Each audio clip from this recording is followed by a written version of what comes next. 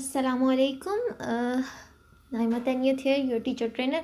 सो आज हम लोग बात करेंगे सेशन 2 जो होगा CBT फॉर एग्जाइटी में। हमारे पास इस मैनुअल का सेशन 2, उसमें हम लोग बात करेंगे identifying vulnerable situations and associated feelings. अब यहाँ पे गोल एंड टास्क में सबसे पहले हम लोगों ने जो प्रीवियस सेशन था उसको जो है वो ब्रीफली समराइज़ करना है, क्लाइंट का एक्सपीरियंस पूछना है, ट्रीटमेंट गोल्स जो हैं वो नोट करने हैं और कॉन्फिडेंशियलिटी को रिव्यू करना है कि आया क्लाइंट ने किसी को बताया या थेरेपिस्ट ने किसी को कोई बात शेयर तो नहीं की। Check in with the client, problem severity scaling and what were you thinking, what did you feel, what did you do, rational functioning. ये सारी चीज़ें हम लोगों ने क्लाइंट से पूछनी है, ठीक है। फिर क्लाइंट को हम लोगों ने इस सेशन में एजुकेट करना है फियर मॉडल्स के हवाले से। फियर में फीलिंग, सबसे पहले F feeling nervous depressed, E expecting bad things to happen, A actions and attitudes that can help, R results and reward. अब जो फियर मॉडल है वो conceptualised as paradigm for facilitating therapeutic change, जो कि एक ऐसा पैराडिगम है जो कि एक थेरेप्यूटिक चेंज ला सकता है, नए तरीके से खा सकता है उस इंडिविजुअल को जो वो फील कर रहा है, उस चीज़ को कोप करने में, अपनी एग्जाइटी को कोप करने में।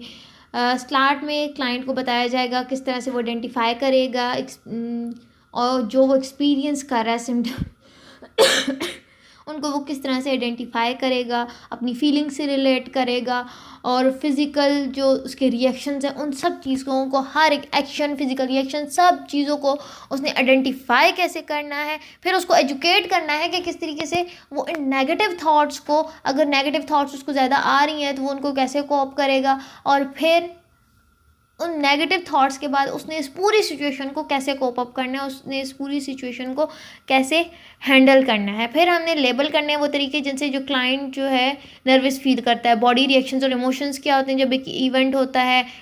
ये सबसे बड़ा ग्रेटर इंडिकेटर होते हैं बॉडी का रिएक्शन।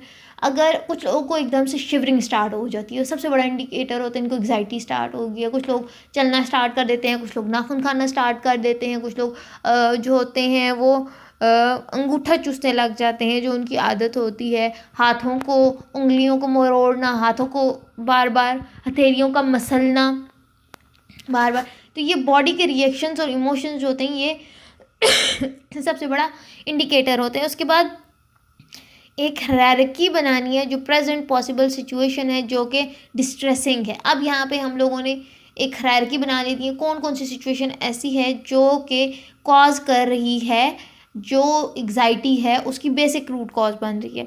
आइडेंटिफाई करना है, लिस्ट करना है जो इफेक्टिव रिस्पॉन्सेज है और जो साइकोलॉजिकल रिएक्शंस हैं, उन सब चीज़ों को आइडेंटिफाई करना है कि किस सिचुएशन में किस तरह का रिस्पॉन्स है, किस सिचुएशन में किस तरह का रिस्पॉन्स है, फिजियोलॉजिकल क्या है या जो साइकोलॉजिकल है, दोनों।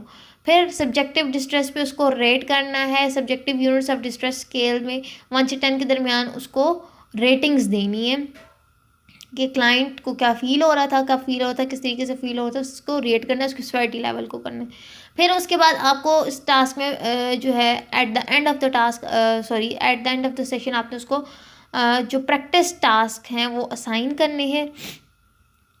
प्रैक्टिस टास्क में जो है वो basic concept taught in this session, ठीक है। Body in effective cues can be use to become conscious of experience as a problem to be solve, ठीक है।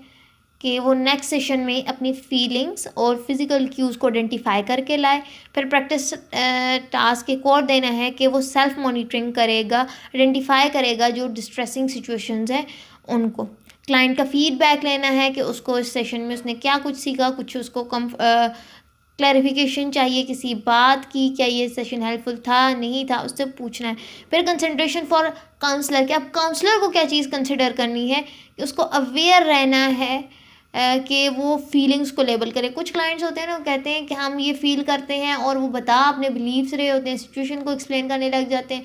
मुझे ऐसा फील हुआ था, मैं अक्सर ऐसा सोचता हूँ, थॉट्स को वो बताने लग जाते हैं, फीलिंग्स को वो आइडेंटिफाई नहीं कर पाते।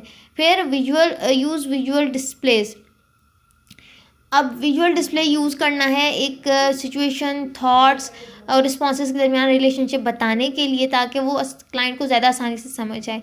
एम्पैथी और सपोर्ट रखनी है इन द फॉरग्राउंड क्लाइंट के लिए। अब नेक्स्ट जो है सिचुएशनल एंड फीलिंग्स डायग्राम बताएगी, इसमें सिचुएशन क्लाइंट लिखेगा और सामने अपनी फिजिकल क्यूज, इफेक्टिवनेस, फीलिंग्स क्या उस साइड पे लिखेगा। टास्क 1 में जो हम उसको प्रैक्टिस के लिए देंगे, एक साइड पे सिचुएशंस है, उसमें फीलिंग्स हैं, बॉडीली क्यूज़ हैं और इफेक्टिवनेस है, और उसकी थॉट्स क्या होती हैं उस वक़्त वो लिखेगा। टास्क 2 में फीलिंग डिप्रेस, स्टेप 1 में अगर वो डिप्रेस फील करता है देन वो क्या लिखेगा। मिनिमम 2 सिचुएशंस, कोई ना कोई सैडनेस और डिप्रेशन की उसने इस तरह की लाजमी लिख के लानी होगी।